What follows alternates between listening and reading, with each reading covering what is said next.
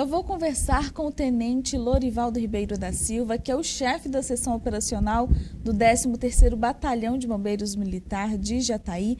Nós vamos falar sobre as fases da campanha de combate a incêndio que já se iniciou com palestras nas escolas, não é, Tenente? Seja bem-vindo. Obrigado, bom dia. Então, realmente, nós estamos na fase da Operação Serra do Vivo. Ela se divide em 3 fases, na verdade. Já estamos na segunda fase, que é a fase de preparação, ou seja, de prevenção, na verdade, dessa operação em relação à Operação Serra do Vivo.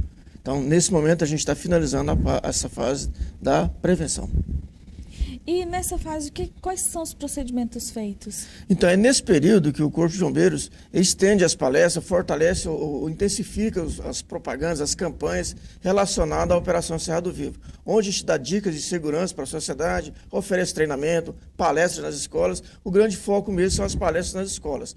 E a gente, em parceria com a Secretaria ou as Secretarias de Educação, a gente junta os diretores, organiza o melhor horário e vamos lá e falamos um pouquinho da Operação Serra do Vivo, onde dá dicas para a sociedade e atingindo o nosso público menor infantil, que é aquele que a gente consegue chamar mais atenção e orientar os pais nesse aspecto. Aí lá é explicado como que funciona a Operação Serra do Vivo, as práticas de prevenção a incêndio. As maiores dicas que a gente dá mesmo é fazer com que a criança entenda e mostre para o seu pai que não provoca fogo de jeito nenhum. Toma todas as medidas de segurança para que o incêndio não aconteça, ou seja, até mesmo a limpeza de lote, queima de lixo. São as dicas que a gente mais frisa durante as palestras. E fala realmente um pouquinho da operação, o que é, mas se tratando de um público infantil, a gente priva mais para esse aspecto, né, para esse lado do assunto. Voltando mais à prevenção de incêndios dentro do perímetro urbano. Seria uma coisa mais didática, mais dinâmica para as crianças frisarem. Isso, uma didática mais voltada para o público infantil. Mas é óbvio, a gente não deixa de falar um pouquinho, voltar para o público adulto, produtor rural principalmente.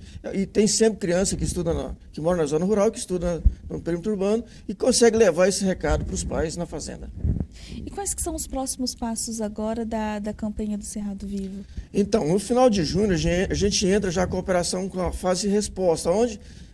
Inclusive, até quero reforçar aqui que a gente já está tendo incêndios nesse aspecto. Então, no final de junho, começo de julho, a gente entra na fase de resposta. Mas ou seja, o Corpo de Bombeiros está lá para atender todos os tipos de ocorrência, principalmente voltada ao incêndio florestal. Embora a gente esteja na fase de prevenção ainda, mas já estamos atuando, combatendo incêndio. Já temos alguns incêndios, já tivemos alguns incêndios florestais aqui no nosso município. É óbvio, todos aqui ainda no perímetro urbano, zona de expansão urbana e mesmo nos lotes baldios. O senhor está falando desses dados, o senhor pode trazer esses dados atualizados para a gente? De qual que é o índice? Não, então, o ano passado, eu também estava coordenando a Operação Serra do Vivo aqui no município. Nós tivemos um número menor até esse período do ano, ou seja, no final de junho, nós tínhamos menos de 30 ocorrências registradas relacionadas a incêndios florestais, ou em lote baldio, nos nossas reservas aqui do município. Já esse ano a gente já está chegando aos 40. Então, a gente acredita que houve sim um descuido da população, houve um aumento no índice, e é uma preocupação muito grande para nós do Corpo de Bombeiros. Entre essas ações de aumento, quais outras que o senhor também pode citar que pode ter proporcionado esse aumento de foco de incêndio? E eu diria mais mesmo o descuido do ser humano, porque a gente está na fase que o tempo, a umidade do ar está muito seco, o vento muito intenso, e já passamos de um mês aí do período chuvoso, mas não existe a ideia de que a gente tem que atribuir a responsabilidade à natureza para esses incêndios, mas mesmo a ação humana, há um descuido aí, a preocupação em fazer a limpeza de lote, queima de lixo, e aí estamos já finalizando a fase de prevenção, que é os aceros, alguns produtores rurais já estão fazendo aceros, estão finalizando esses aceros, e, claro, os incêndios registrados até esse momento, eu volto a frisar, ainda foi no perímetro urbano e dentro das áreas de expansão urbana. Então não tivemos ainda nenhum registro de incêndio na propriedade rural, mas mesmo aqui dentro do perímetro urbano a gente atribui esse aumento no índice ao descuido do morador, aquela preocupação em fazer a limpeza do seu lote, queima de lixo, e isso realmente tem aumentado o índice e levado a preocupação para nós lá da instituição. O senhor citou os produtores rurais, então esses aceiros na zona rural já estão praticamente feitos, pode-se dizer assim? A gente tem observado mais nas margens das rodovias. Então, nesses locais, os produtores têm a preocupação maior, já estão finalizando esses aceros, ainda existe alguns que ainda fazem essa prática, e a gente volta até, aproveita a oportunidade aqui para orientar o produtor rural para fazer esses aceros com equipamento, com máquina agrícola, e evitar o uso do fogo para fazer essa queimada controlada. Que é até importante a gente frisar que em alguns momentos o produtor tem essa permissão, né, juntamente com o Corpo de Bombeiros acompanhando, para fazer essas queimadas também. Tem sim, a nossa legislação ela permite que o produtor rural faça a queimada controlada. É óbvio que ele tem que estar de acordo com a legislação. Contratar um engenheiro florestal, uma equipe de brigadistas e pode sim contar com o nosso apoio lá que a gente vai fazer as orientações e levar alguns equipamentos que pode auxiliá-lo para fazer essa prática. Embora não é muito empregado aqui no estado de Goiás, mas ainda existe um ou outro produtor rural que faz a prática desse tipo de ação, que é a queimada controlada. Então ela existe sim, existe e o produtor rural tem que ter essa preocupação.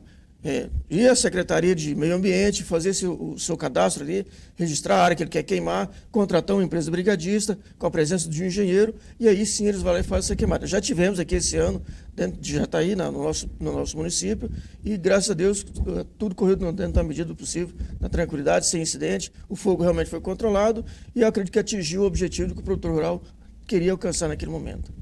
Nós também temos, durante esse período, um grupo de produtores, no geral aqui em Jataí, muito atento a isso, qualquer foco eles estão informando. Então, essa comunicação rápida, que já é tradicional deles, também auxilia o Corpo de Bombeiros nessa ação mais rápida também.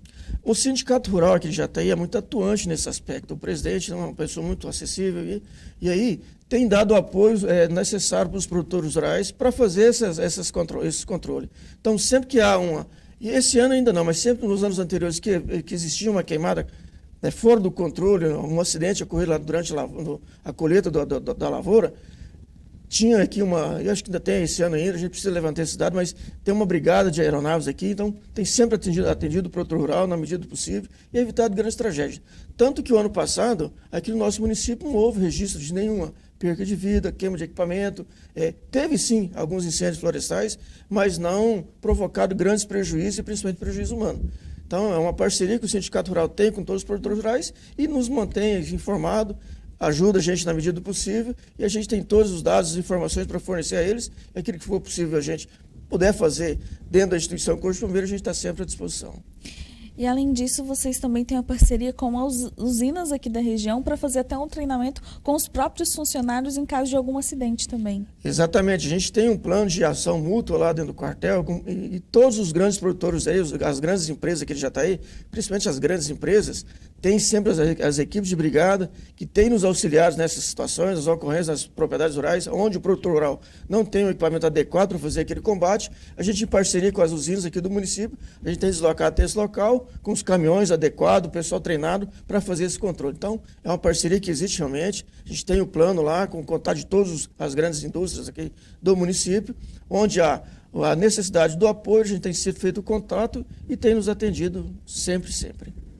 E até mesmo naquele momento de ação emergencial, aquele início da ação, de como que o funcionário pode atuar corretamente sem criar aquele pânico também, né? Por isso que é importante essas ações e também os treinamentos. Exatamente. O treinamento é muito importante nesse aspecto aí. A gente tem também dentro do nosso quartel ali uma seção onde faz as vistorias nessas grandes indústrias, cobra dos seus gestores lá a presença de brigadista e é um pessoal treinado. Então, quando há necessidade, eles nos apoiam nessa situação aí. E aí, é claro, todos os produtores rurais, nem todos têm equipe de brigada nas suas propriedades. Então, eles têm, às vezes, ali um trator com uma grade, um uniporte, um caminhão-tanque.